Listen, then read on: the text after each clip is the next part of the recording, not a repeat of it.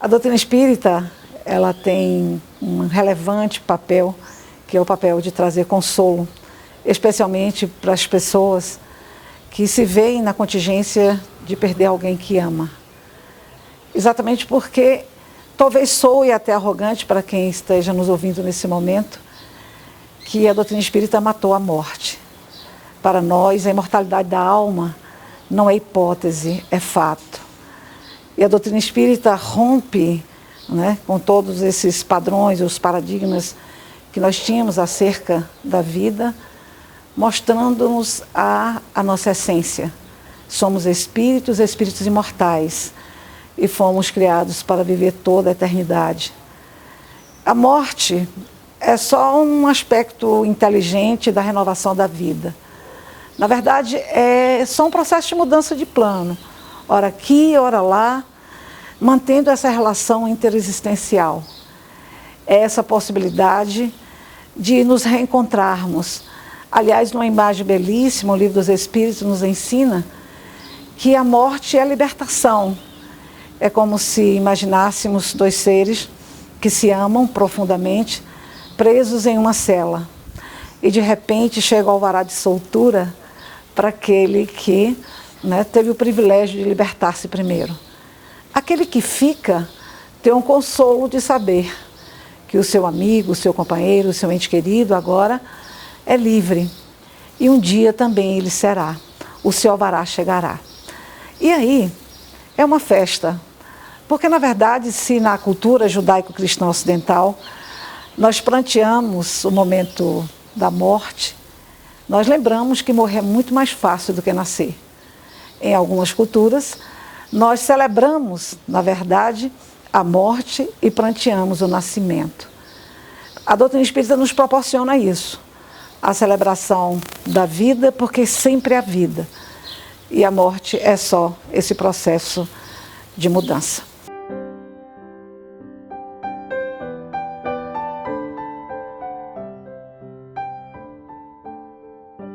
O momento em que meu filho desencarnou, eu estava presente.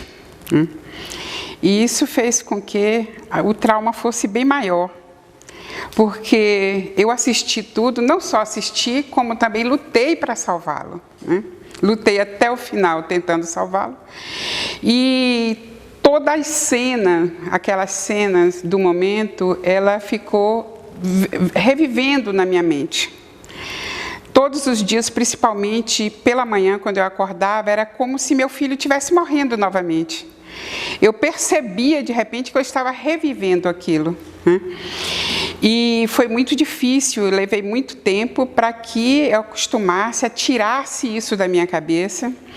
Tive apoio de psicólogos, né, me ajudando, de terapias, e me ensinaram a tirar aquele pensamento, não expulsá-lo, mas sim ir tirando devagarinho e colocando outro pensamento no local, e eu fui fazendo esse exercício, fui fazendo até que eu consegui. Hoje, por exemplo, meu filho faz 2 anos e meio que partiu, e eu dificilmente revivo aquela cena. É óbvio que eu lembro, né? Lembro, claro. A gente lembra sempre, sofre, até acho que para sempre a gente vai sofrer quando lembrar daquele momento, mas eu já não revivo mais, né? Aquela dor dilacerante que eu sentia ao reviver o momento, eu já não sinto mais, já foi superado.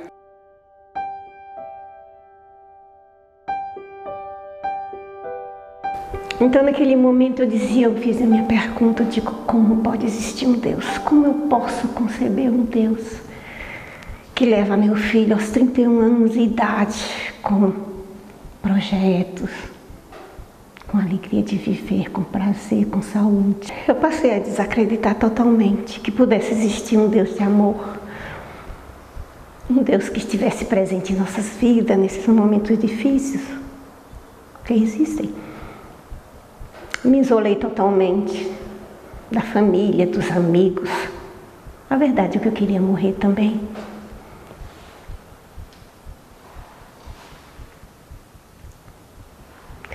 Mas a revolta cansa, a revolta amplia a sua dor, intensifica a sua dor. E cansa. porque o início eu não conversava com ele, eu ficava revoltada e brigava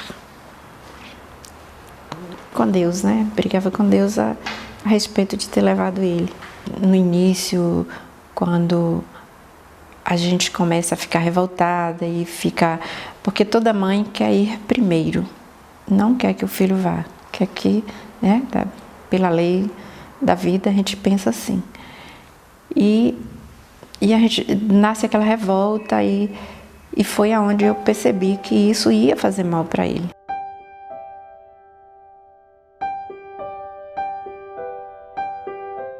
Essa dor que dilacera a gente, que você parece que vai realmente morrer, que nada mais tem sentido, fica tudo no cinza, sem cor. Logo após acontecer o acidente com o Dil, eu perdi completamente a vontade de viver.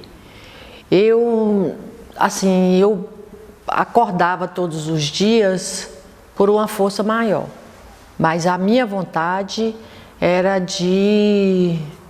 Não via sentido mais para eu continuar. Eu passava o dia, meu pensamento era só a falta dele, né? Ligada só na falta dele, na saudade. E também, assim, eu fazia as coisas, para mim era automático. O meu dia a dia era automático. Eu via tudo sem graça, eu não via mais graça em nada, eu não sorria, eu apenas andava como se fosse um robô, porque tudo perde o sentido, tudo perde o sentido. O mundo fica, para mim, o mundo ficou escuro, ficou cinza. Eu não enxergava, assim, um motivo para mim continuar vivendo. Porque, na verdade, nesses momentos, eu acredito que toda mãe acontece assim, nesses momentos a gente esquece dos outros filhos, aquelas que ainda têm outros filhos, outros familiares, a gente esquece dos outros filhos, a gente não lembra mais que existe outros filhos. E a gente só lembra, o foco é realmente aquele que partiu. Assim, quando eu tinha assim, algum lugar, algum aniversário, algum casamento, alguma festinha, eu ia obrigada, porque na verdade vontade nenhuma você tem. Eu perdi a vontade de tudo. Você ia para uma festa, você ia para uma diversão, você ia divertir, você ia festejar, e eu não encontrava mais essa diversão. No início foi muito difícil, porque eu vivia assim, arrastada, obrigada mesmo a continuar a viver. Eu acho que todas as mães que o filho desencarna, o desejo dela é ir com ele, é não estar presente aqui mais. Eu mesmo passei por essa fase e durou algum tempo.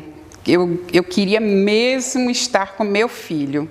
Eu não tinha sentido, eu acordava e dormia sem sentido. A minha vida passava em branco, né? Apesar que eu tenho 2 filhos, né? Mais 2 filhos, né? Mas nada me importava, nada.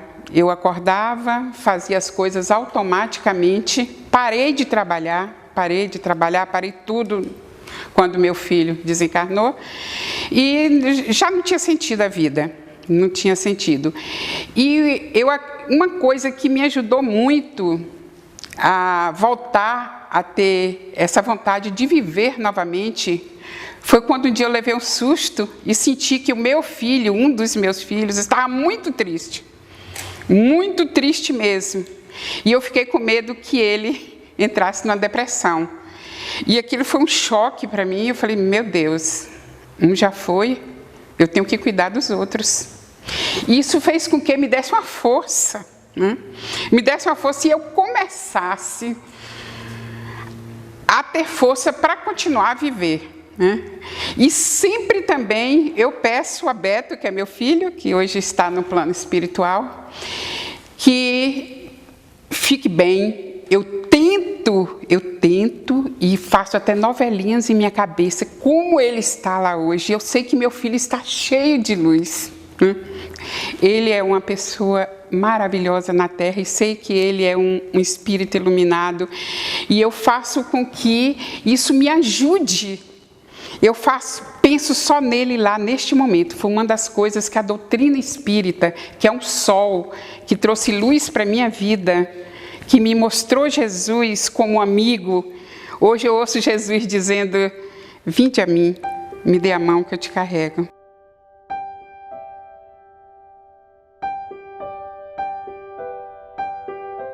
Bom, quando eu recebi a notícia do falecimento das minhas filhas, eu me senti muito culpada, porque eu estava com elas no hotel e elas desceram a escada e vieram: mãe, espera para você ir com a gente, que pai vai sair mais tarde e aí você fica para ir com a gente. Eu falei: não, Monique, eu vou na frente, eu vou com seus tios e mais tarde vocês vão sem problema. Quando eu cheguei em casa, ainda liguei, avisando que eu já havia chegado e tudo. Quando passou uns 30 minutos, chegam meus irmãos me dando a notícia do falecimento. E aí eu fiquei desesperada, porque eu fiquei achando assim, se eu tivesse ficado lá, por que Monique me pediu para que eu ficasse lá e eu não fiquei? Aí eu achei que se eu ficasse, eu achei que o pai dela não ia dar o carro para ela dirigir, porque ela já dirigia há muito tempo. Não que ela não soubesse dirigir, mas eu acho que por eu estar lá, eu ia impedir que ela dirigisse, ou então até o jeito de eu entrar no carro, que eu poderia ter salvo uma das duas, né? Que foram as duas de uma vez só, porque o carro bateu de um lado assim, onde afetou as duas. E aquela dor que a gente sente assim, aquela dor que arrebenta, eu falo aquela dor assim que quando eu vejo uma mãe sentindo aquela dor, se eu pudesse eu tirava daquela mãe, sabe? Porque quando eu vinha a culpa, que eu achava que eu podia ter feito alguma coisa, que eu podia ter ficado lá, já que minhas filhas me pediram para que eu ficasse lá, e eu não fiquei, isso ali a dor ainda aumentava mais ainda. E eu carreguei isso por 2 anos e meio. Até que eu fui convidada para participar do grupo das mães que perderam seus filhos. E lá, a primeira coisa que começou a esclarecer para mim foi referente a como que eu ia saber que ia acontecer um acidente naquele dia. Como que eu ia saber o que eu ia fazer, que aquele era o último dia delas. Então, eu não poderia imaginar, mas a dor é tão grande assim, o choque é tão grande que a gente se sente culpado por alguma coisa. E aí eu fui compreendendo que se eu não sabia que aquele era o dia que eu tinha que ficar o último momento com elas, que eu não podia fazer nada, quando tem que acontecer, né? Acontece, a gente não pode adivinhar para que a gente possa impedir que isso aconteça. Não, essa culpa aí leva a gente até a depressão, porque fica rodando o tempo todo na mente da gente assim, ó, eu poderia ter feito isso, eu poderia ter ficado lá. E isso atrapalha muito. Eu não conseguia trabalhar direito, eu faltava muito trabalho por conta dessa dor e dessa consciência pesada. Eu vou dizer aqui, quando eu fui esclarecida de que na realidade, eu até que sabia, porque eu sou espírita, eu acredito na imortalidade da alma e também acredito que nós todos temos uma missão aqui e quando nós cumprimos nossa missão, aí chega o momento da gente partir para o plano espiritual. Mas, diante da dor, diante dessa culpa toda, isso não clareava na minha mente. Aí depois do grupo, que eu participei do grupo, depois que veio esse esclarecimento, aí eu comecei a me sentir mais aliviada. Aí eu aprendi também a administrar essa dor que eu tinha, que no momento que minha mente já via que eu não podia ter feito nada, que realmente os dias delas tinham chegado, aí Isso ali já foi me ajudando e me ajudou muito. Quando eu recebi esse esclarecimento, eu já fui ficando mais leve, a dor eu já fui administrando melhor essa dor. Ela já foi ficando mais amena.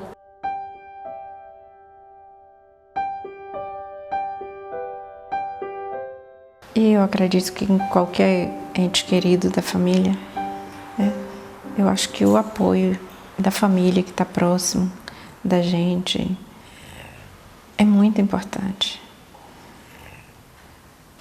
Só que do filho, principalmente, né, é difícil para as outras pessoas sentir a mesma coisa que a gente sente.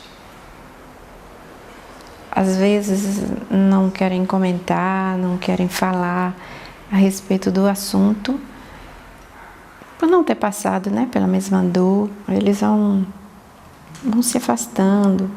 E não sei se passa pela cabeça deles, tipo, tocar no assunto vai machucar a gente, né? Mas vão se afastando. E a gente sente muita vontade de falar. Talvez é como se você estivesse colocando o luto para fora. Você quer falar, você quer comentar. Não no que aconteceu, mas você quer falar sobre aquela pessoa. É como se o falar trouxesse ele de volta. Mas as pessoas não entendem muito isso. E vão se afastando, se afastando. E a gente chega uma época que a gente vai ficando sozinha. Eles não entendem, acho que assim, eles até não são preparados para cuidar de uma mãe enlutada. A família, os mais próximos, eles não têm nenhuma, como é que fala, um entendimento maior para poder ajudar uma mãe enlutada. O apoio da família é assim, os primeiros tempos a gente tem o apoio, tem o carinho, mas depois todo mundo segue suas vidas e a gente vai ficando só com a dor. Eu mesmo tive muito apoio da minha família, sabe? Eles, até hoje, se eu for falar das minhas filhas, eles param para escutar. Eles nunca recriminaram assim pelo momento de eu chorar e tudo. Hoje ficou a saudade.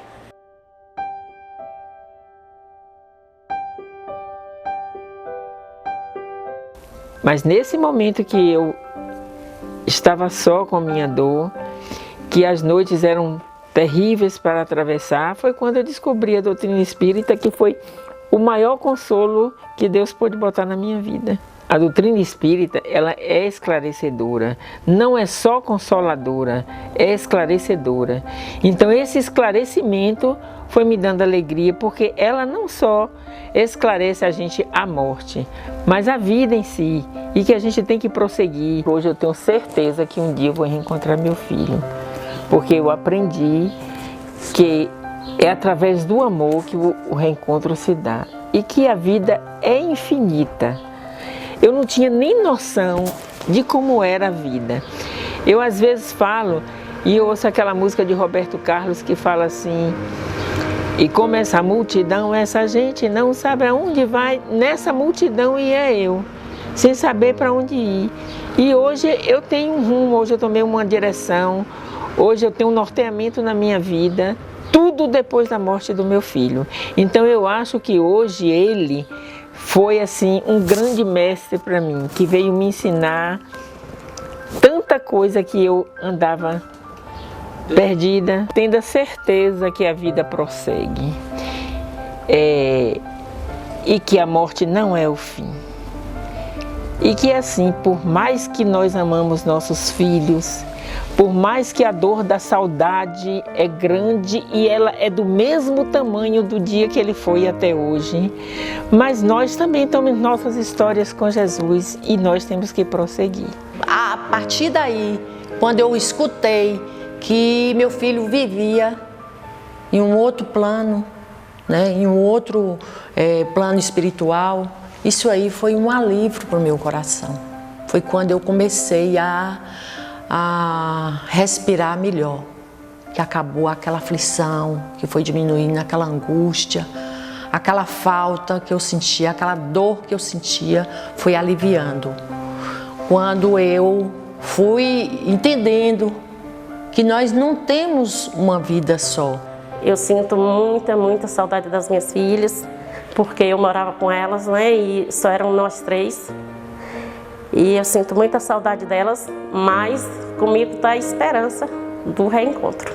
Não há frustração da vida, não há nadificação com o processo da morte. A vida e vida plena. Na verdade, a vida aqui na Terra é um reflexo da realidade da vida espiritual. E quando nós morremos, apenas retornamos ao nosso lar. E que bom saber, conforme o Livro dos Espíritos nos ensina, ninguém morre sozinho.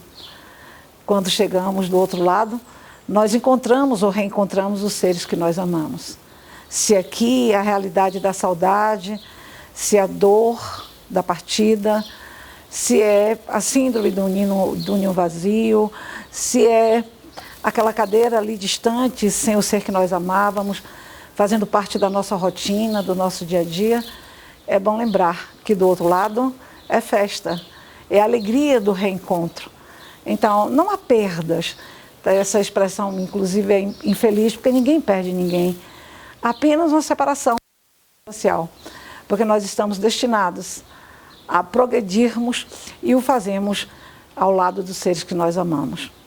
Chico Buarque, num momento muito feliz, talvez ninguém tenha traduzido melhor a dor da saudade do que Chico, quando disse: ó pedaço de mim, ó metade arrancada de mim, leva o vulto seu, que a saudade é o revés de um parto. Saudade é arrumar o quarto de um filho que já morreu. Ninguém pode aquilatar a dor extremada de perder um filho, a dor sem nome.